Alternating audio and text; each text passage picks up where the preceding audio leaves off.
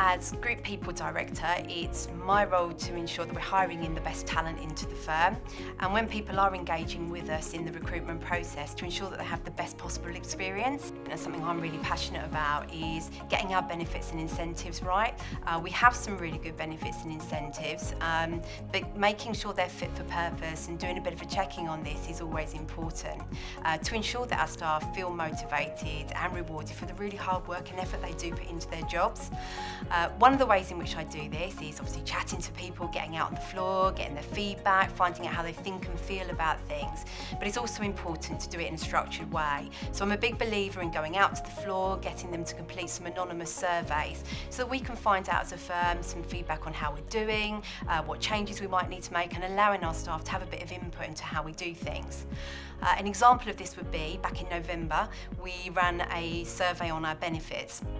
This was to take a rain check, really, to check on what's important to people and make sure that we had fit-for-purpose benefits in place.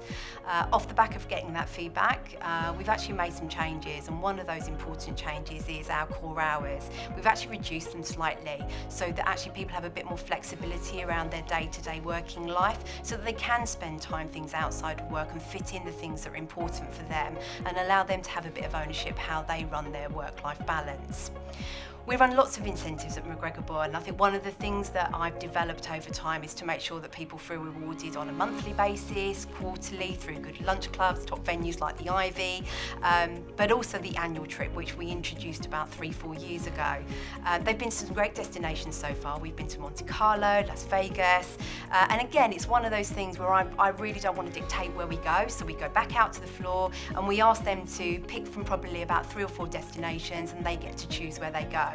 This year, I'm really pleased to announce we're off to New York, really exciting venue, and I'm looking forward to doing some planning around that for our staff.